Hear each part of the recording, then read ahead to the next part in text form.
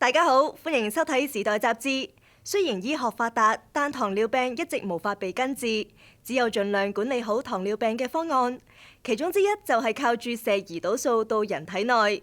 今集我哋主力報導胰島素自從喺加拿大發明以嚟，如何造福人類。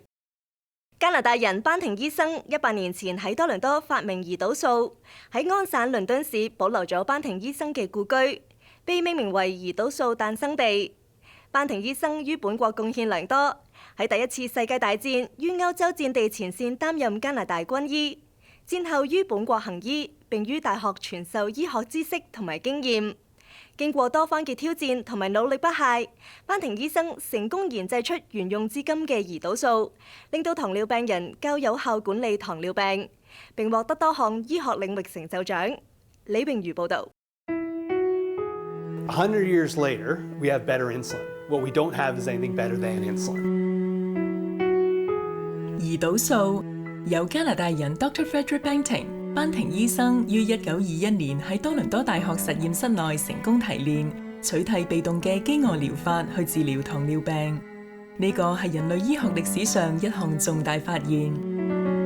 Insulin is a hormone that works in your blood to take the sugar and other nutrients that you eat from your blood and move them into your cells for energy, for example, or for storage.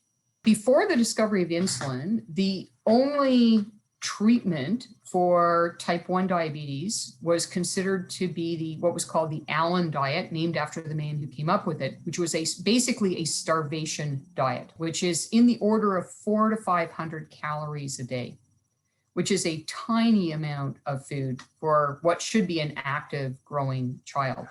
And so what this did is it prolonged life, but eventually these children died of diabetes and starvation. 今年係發現胰島素第100週年，一個值得加拿大人感到自豪嘅醫學里程碑。加拿大郵政局喺今年特別發行一套印有胰島素樽仔圖案嘅紀念郵票。加拿大皇家鑄幣廠亦喺今年發行一批新款2蚊硬幣，以紀念呢個改變世界嘅醫學突破。班廷醫生位於安省倫敦市嘅故居，被命名為胰島素誕生地，就係發現胰島素呢個構思嘅起點。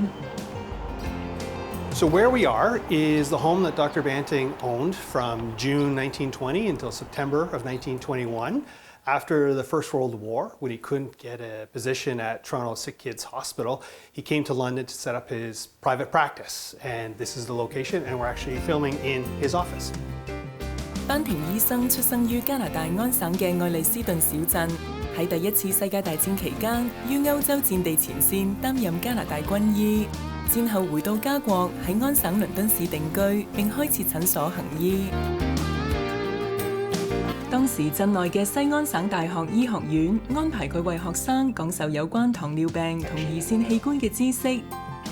其實班廷醫生本身並唔熟悉糖尿病，所以迫使佢喺演講之前惡補病理，不停翻閱醫學文獻，甚至連瞓覺時間都要繼續閱讀。喺1920年10月30號晚上，呢一夜嘅閱讀一篇關於糖尿病與胰腺關係嘅醫學文章，令班廷醫生靈機一觸，並於深夜寫下將要突破醫學難題嘅25個單詞。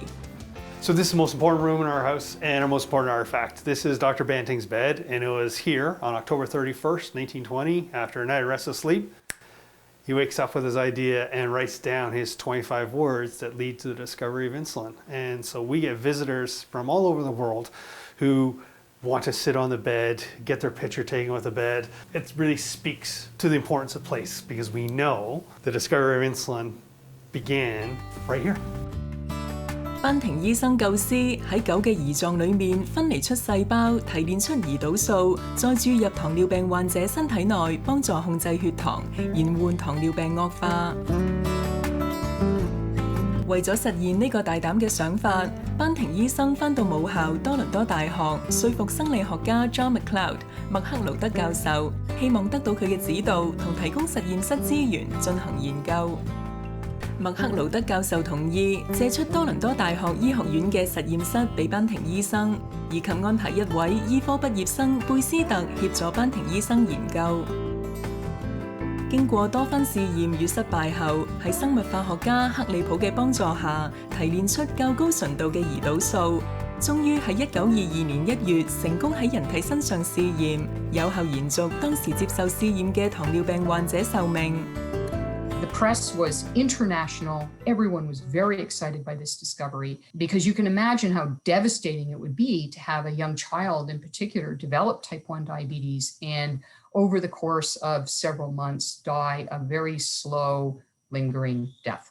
The demand overwhelmed the capacity of the University of Toronto and their partner Connaught Laboratories to produce enough insulin for all the people with type 1 diabetes. So at that point, Banting famously said, insulin belongs to the world. It doesn't belong to me.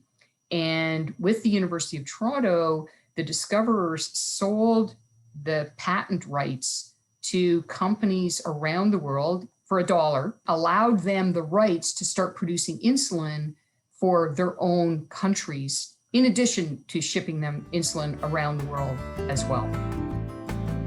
班廷醫生同麥克勞德教授更喺1923年獲得生理學和醫學領域嘅諾貝爾獎，呢個係加拿大人首次獲得嘅諾貝爾獎項。當時32歲嘅班廷醫生成為該領域最年輕嘅諾貝爾獎得主。世界衛生組織同國際糖尿病聯會喺1991年將班廷醫生嘅生日11月14號定為聯合國糖尿病日，以喚起全世界對糖尿病於人體所造成各種危害嘅關注。多年嚟，經過多番改良，胰島素嘅純度越嚟越好，更從最初嘅純動物提取，到後來有人工合成胰島素，以及推出基因重組嘅人胰島素。就連注射胰島素嘅方式都得以改進，從普通嘅針筒注射到胰島素筆，更有隨身攜帶與微型電腦連接嘅胰島素泵，更好地控制血糖。而為咗緩解部分患者對針頭嘅恐懼，科學家又研發出冇針嘅胰島素注射器。但呢一切醫學技術發展都只係圍繞胰島素本身，目前並未有能夠取替注射胰島素延緩糖尿病惡化嘅治療方法。So when insulin was discovered, it was discovered as a treatment for type 1 diabetes, which is an autoimmune destruction of the cells that make your insulin. Type 2 diabetes is usually associated with being overweight or obese, and that causes your body to be resistant to the effects of insulin.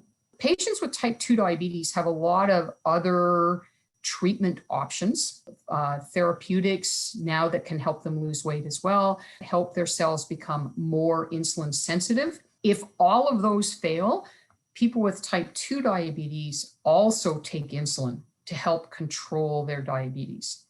There is a third form, which is called gestational diabetes. Some women, when they're pregnant, and so the growing fetus and the taking up of the nutrients causes their body to become a little bit resistant to the actions of insulin. That growing baby is taken off the body. Gestational diabetes goes away. Now, someone who has gestational diabetes is at high risk for developing type 2 diabetes because they're similar kinds of diseases. 李靜怡喺懷孕嘅時候確診患妊娠糖尿病，需要每日注射胰島素。就如頭先 Baker 教授所講嘅情況，李靜怡喺生完 BB 後控制飲食，情況就得以好轉，無需再注射胰島素。我就第一胎嘅時候咧，就唔係話太過嚴重。咁我一開始咧係由飲食同埋運動咧，盡量嚟控制嘅。咁到咗我上咗幾堂課，因為我哋每2到3個禮拜有一個 follow up 嘅，要見營養師同埋註冊護士嘅。咁到時候咧，佢哋睇到我啲指數，咁就話我就真係需要借助胰島素嘅幫助啦。咁我先至係開始打針嘅，因為胰島素可以幫助到我控制我身體入邊嘅血糖指數啦。咁對我個 baby 咧就唔會造成影響咯，同埋就都幫我養成咗一個健康嘅飲食習慣。咁我覺得都好有幫助嘅，都感謝呢一個發現嘅。咁如果唔係嘅話，就我覺得係幫咗好多人咯。有本身先天性糖尿病嘅人又有啦，懷孕嘅又有啦。咁你睇下每日我哋有咁多孕婦，我覺得真係一個好好嘅發現咯，幫咗好多人。根據國際糖尿病聯會網頁列出2019年嘅數據顯示，全世界大概有超過4億介乎20歲至79歲嘅人患有糖尿病。胰島素嘅發現已經廣泛造福人類，但徹底根治糖尿病嘅方法仍然係當今世界各地醫學家嘅重要研究項目之一。喺班廷醫生故居門口嘅班廷廣場，有一座希望火炬，由英女王嘅媽媽伊麗莎白喺1989年7月7號親自點燃，並希望將來有一日由研究出徹底根治糖尿病方法嘅發明者親自熄滅。加拿大阿爾伯特大學嘅科研團隊指出，佢哋已經掌握到一種根治糖尿病嘅新幹細胞療法，成功治癒受試驗老鼠嘅糖尿病。帶領呢個研究項目嘅首席科學家 Dr. James Shapiro 表示，佢哋好希望能夠盡快展開進一步研究，確定同一療法係咪適用於根治人類糖尿病。但目前仍然需要幾方面配合，當務之急係要籌集資金，購買科研設備。加拿大糖尿病研究所基金會嘅目標係喺2022年籌集到2200萬加元，去支持 Dr. James Shapiro 嘅團隊推進研究。所以目前佢哋未能落實幾時可以開始新研究項目。一旦呢個研究項目取得成功，唔單止糖尿病患者將得以痊癒，更係加拿大繼發現胰島素後，又一次為治療糖尿病作出巨大醫學貢獻。好啦，今日節目時間到啦，下星期再見。